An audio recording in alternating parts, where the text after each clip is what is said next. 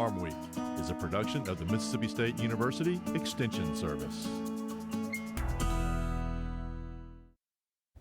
Today on Farm Week, U.S. Secretary of Agriculture Tom Vilsack visits Mississippi State University and holds a public forum in Jackson. In Southern Gardening, All-America plant selections. Choose these and you're almost guaranteed success. In the markets, planted acreage is the wild card for corn and soybeans heading into October, as competing meats could impact beef in the face of tighter cattle supplies. In the feature segment, the boys of the CCC, the Civilian Conservation Corps. This Depression-era job program benefited then, and it's paying off today. Many stone structures found in state parks today. We were in a soil conservation group, and there was lots of shovel work involved. I think we had one little cat that they could use for moving larger quantities or heavy rocks and stuff like that. But most of it was done by hand with picks and shovels. I grew up in a hurry, I can tell you that.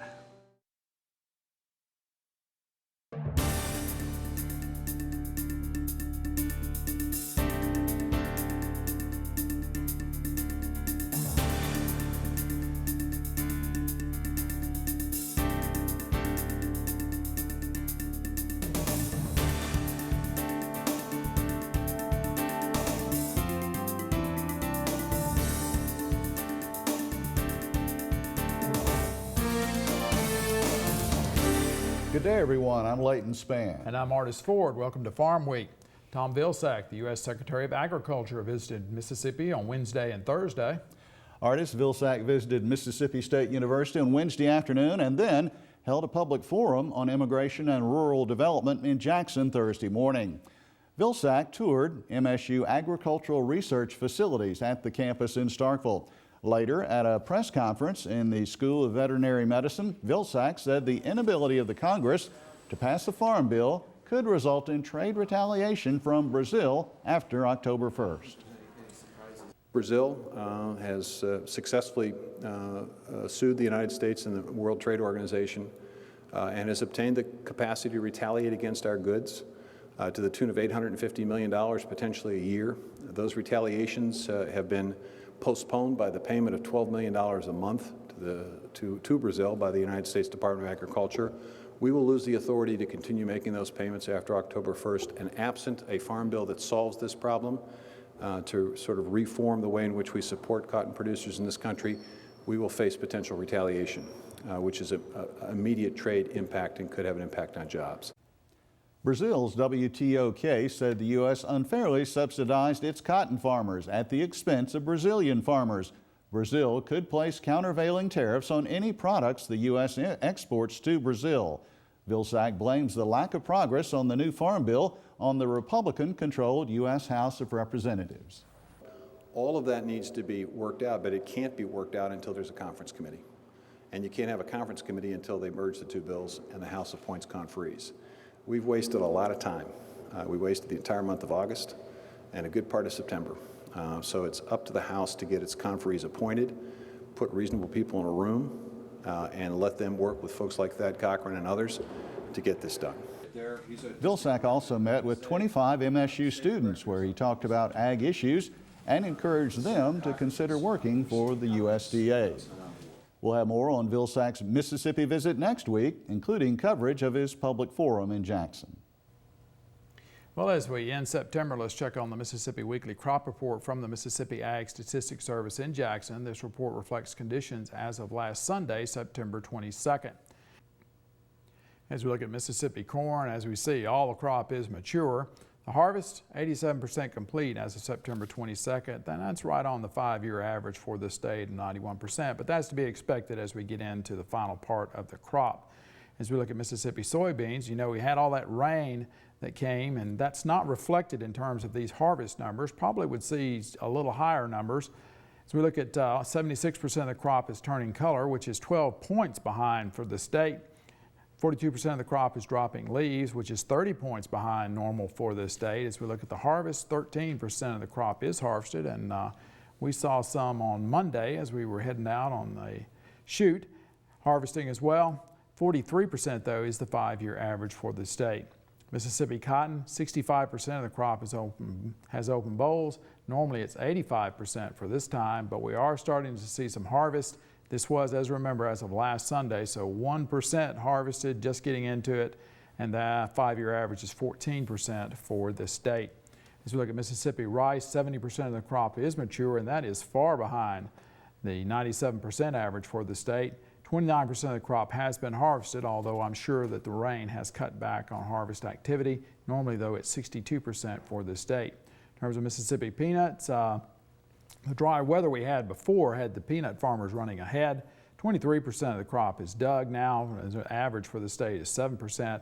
20% of the crop is harvested, a fifth, and the 5-year average for the state is only 5%. As we look at Mississippi sweet potatoes, up 12 points in the last week. 32% of the crop was dug as of last Sunday. The average for this state is 40%. Well, often we see an attractive plant in a book or online, but we wonder how it will perform in our environment. In this week's Southern Gardening segment, Extension horticulturist Dr. Gary Bachman says All America plant selections are good choices that thrive in our Mississippi landscapes.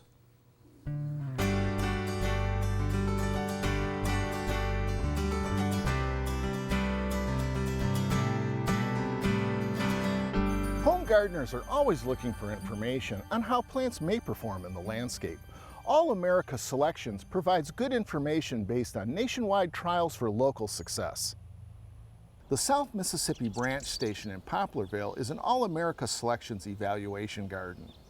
Many of the past winners are grown every year for landscape and garden enthusiasts. In the past, Southern Gardening has featured the easy-to-grow New Look celosia with its bright red plumes and attractive burgundy foliage. There's another celosia selection called Fresh Look. These plants have bright chartreuse foliage that can brighten any garden setting. Annual flowering vinca is always a good landscape choice because of the wonderful colors available. For 2012, Jams and Jellies has been introduced with a totally new color. The flowers are a deep dark purple and have a velvety appearance. The blooms appear nearly black and have a bright white eye. With the interest in edible landscaping, consider planting basil into your fall landscape. The purple leaf varieties are good choices. Purple ruffles and dark opal have been around for a long time, proving these selections have staying power. The Thai basil variety Siam Queen has gorgeous purple stems that contrast to the bright green foliage with beautiful purple flower heads. Picking landscape plants recommended by All America Selections will help make your landscape a winner. I'm horticulturist Gary Bachman for Southern Gardening. Now, Layton, you can find All-American Trail Gardens in your area to visit all across the United States. If you're one of us watching from out of state, Mississippi has, well, first of all, go to allamericaplantsselections.com. Click on the Trail Gardens link. You'll find out that Mississippi has 2 All-American Gardens. They're at Poplarville and Crystal Springs, and they're located at the branches of the Mississippi Agriculture and Forestry Experiment Station of Mississippi State University. You'll also see the list of All-America plant variety selections at the website as well. In the feature segment today, a profile of the CCC, the Civilian Conservation Corps. More than 80 years later, its projects are still serving America. About time for the Markets with Layton, but before we get there, Layton, you know, a lot of people ask us how was Secretary Vilsack's visit to campus here, and I found him to be personable. It seems to me, of course, he came from Iowa to Washington, D.C. to be secretary. And in my experience of meeting secretaries of agriculture through the years, the ones that come from outside the Beltway, as they say, and come to D.C., they tend to be more personable, more interested. I mean, when he got to the research that's being done into making oil from pine wood chips. Very interested in that. He was very interested in that and talked a long time with those researchers. So not just a guy that shows up and says, hey, I don't have time for you, I'm just here to put in an appearance. He really did acted like he was glad to be here. Time now, though, for the Markets with Layton. You say we've got a big expansion in motion for a Mississippi poultry company. That's right, artist. Sanderson Farms is growing west. Also coming up in the markets, we'll be looking at these stories for you. A recent USDA report confirms that cattle numbers will tighten. A new private estimate lowers 2013 planted acres in the U.S. and one analyst says a limited window for U.S. soybean sales exists. Laurel, Mississippi-based Sanderson Farms has announced it will start construction on a new chicken complex in Texas on October 1st. The feed mill, hatchery, processing plant, and wastewater facility will be located southeast of Dallas in Palestine, Texas. Full capacity for this plant will be 1.25 million chickens per week for the big bone deboning market. Sanderson says the hatchery and processing plant alone represent an investment of $92 million. The facilities could employ up to 1,000 people. We shift gears from white meat to red meat now in the livestock sector.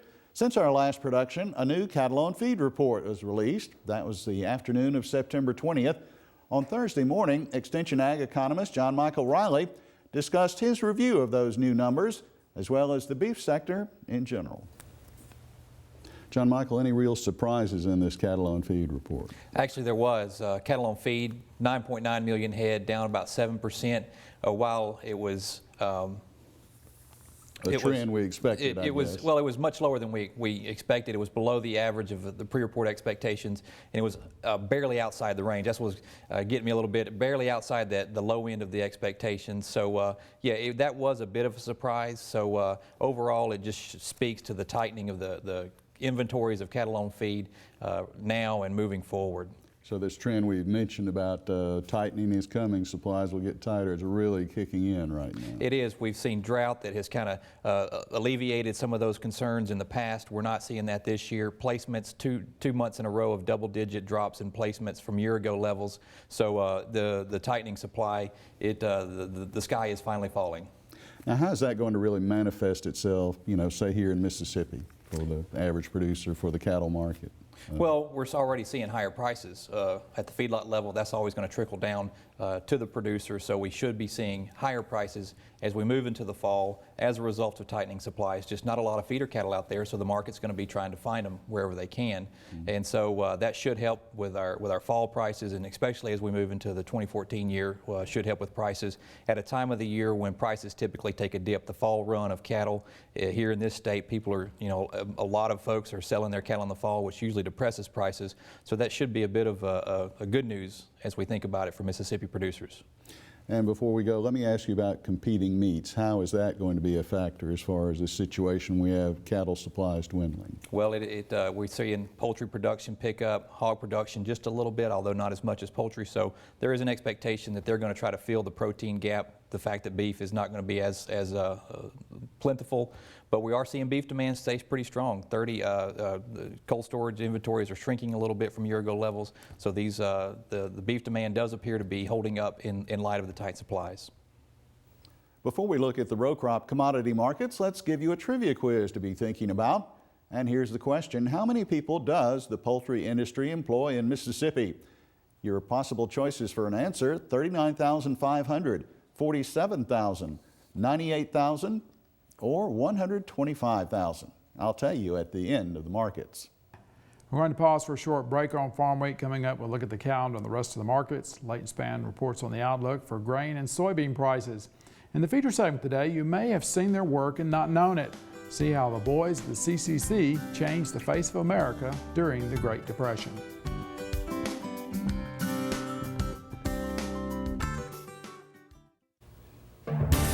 Hi, I'm Leighton Spann, host of Farm Week. Coming up in October, look for Farm Week at a new time on Saturdays. Beginning with the first Saturday in October, look for Farm Week 30 minutes earlier. We'll be switching to Saturdays at 6 p.m. Once again, starting Saturday, October 5th, Farm Week will be airing at 6 p.m. instead of our traditional 6:30 p.m. time slot. You can also look for more information on our time change on our Facebook page and our website. Before we get back to the markets, let's look at the Farm Week calendar. The 40th annual Ornamental Horticulture Field Day will be held Thursday, October 10th at Poplarville. Disease management, new crepe myrtle varieties, and plant variety trials are among the items on the agenda. The location is the South Mississippi branch station of the Mississippi Ag and Forestry Experiment Station. It's located at Poplarville, just across from Pearl River Community College. It runs from 9 a.m. to 2 p.m. Registration fee is $10. If you're interested in starting a natural resource Enterprise on your land. Be sure to attend the workshop to be held Wednesday, October 16th. The location is the Multi-Purpose Center in Belzona. Hours are 9 a.m. to 4 p.m. Registration fee is $25. The workshop is designed to help landowners and farmers to find new and innovative ways to earn extra income. Our participant will leave with the knowledge to start his own natural resource-based business on his land. Go to our Farm Week website at farmweek.msucares.com for information on these and other events. Now check out this week's Farm Week Snapshot.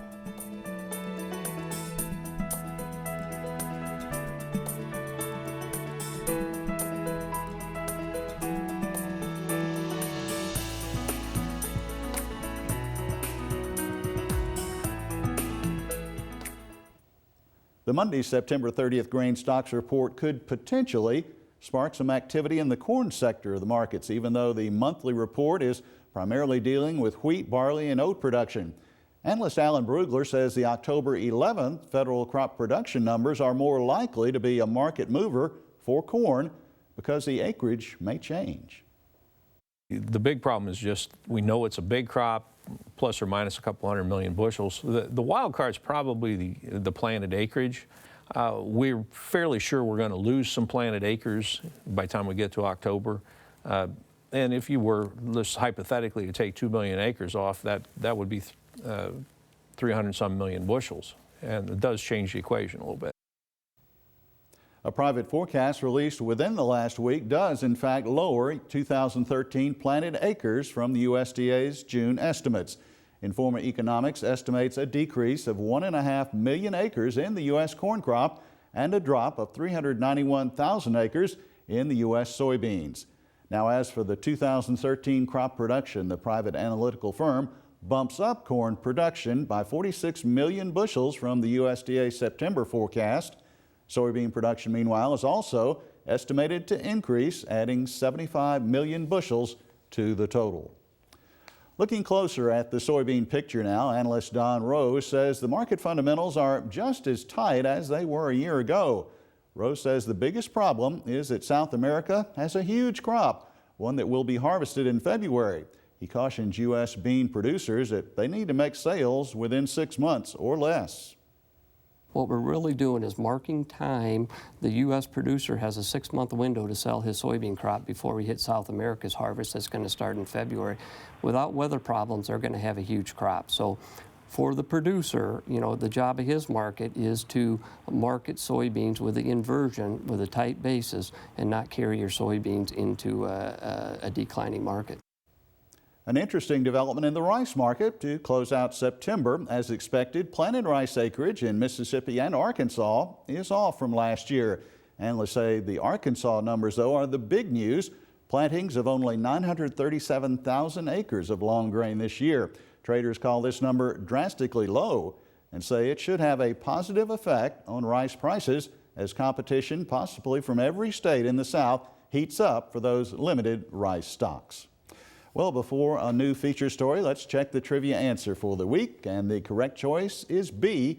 47,000 people work in Mississippi's poultry industry. In the feature segment today, a 1930s federal work program that we're still benefiting from today. The Civilian Conservation Corps is better known by its initials, CCC. It was part of President Franklin Roosevelt's New Deal program, which helped the nation recover from the Great Depression. Between 1933 and 1942, the CCC employed young men who otherwise would have been out of work. Market to Market's Paul Yeager says their work is a legacy which continues to benefit us today. Many of the lodges, picnic shelters, dams, and trails found in state and federal parks across the U.S. were built 8 decades ago by young men who were in many cases not even old enough to vote. They were members of the Civilian Conservation Corps and often referred to as the boys of the CCC. They were paid $1 a day, $30 a month. $1 back then was worth $20 a day. You could buy a dozen eggs for 7 cents. New pair of shoes for $1.50, 5 gallons of gas for $1. So it was actually a pretty fair deal. 3 square meals a day, a lot of food. It was a big step up for a lot of guys. Bill Jamerson has spent a lot of time researching and interviewing the young men who were part of the federal conservation effort that stretched across the United States. He has written a book called Big Shoulders, produced the documentary Camp Forgotten, and performs on the CD Crazy Khaki Kids, which is a collection of songs he wrote about life in the Civilian Conservation Corps. I planted about 10,000 trees. I did it all on bended knees. Now we're on the road and weather-bound. A lot of people become a little teary-eyed sometimes in my programs. These are heartfelt stories. Abject poverty really brings families together.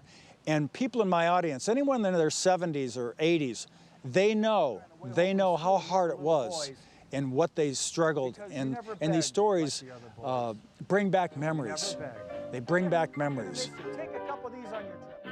In 1933, the United States was suffering through the Great Depression, a time when stocks lost 89% of their value and nearly 1 in 4 Americans were out of work. Many voters felt it was time for a new deal from a new president. Franklin Delano Roosevelt became that new president, and in his first month in office, he created a number of back-to-work programs known as the New Deal. Brother, can you spare a dime? The Civilian Conservation Corps, or CCC, was one of the first New Deal programs that made the federal government the employer of last resort. Times was rough.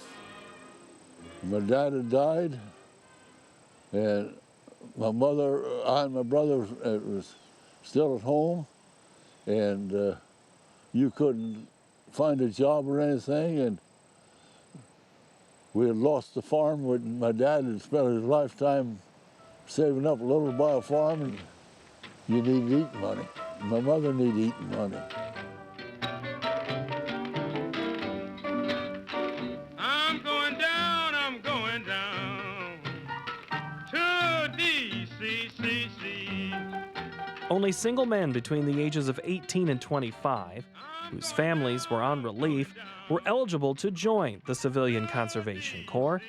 A CCC boy received room and board, clothing, training, and a monthly paycheck of $30, 25 of which was sent home to his family.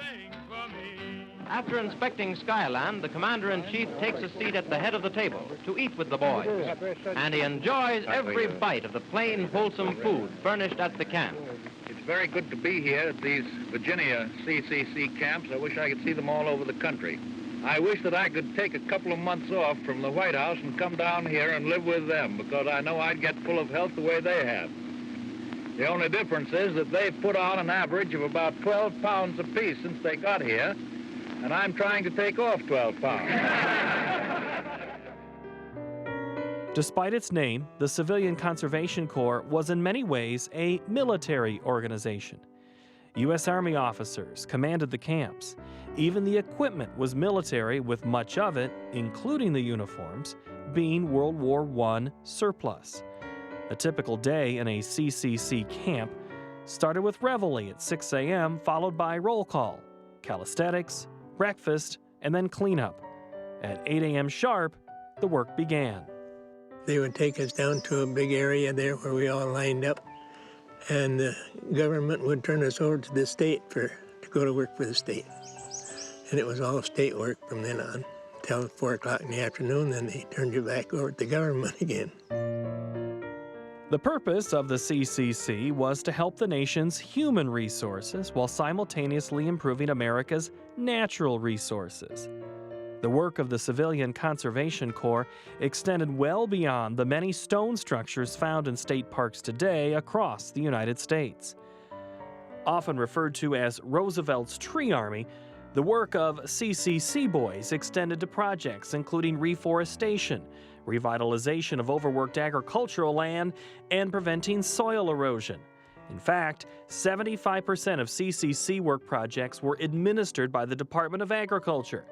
Besides fighting fires, erecting more than 3,000 fire towers, and planting 3 billion trees, CCC boys constructed dams, built irrigation canals that provided essential water to western farms, and dug ditches that drained more than 84 million acres of agricultural land. We were in a soil conservation group, and there was lots of shovel work involved. I think we had one little cat that they could use for moving larger quantities or heavy rocks and stuff like that. But most of it was done by hand with picks and shovels.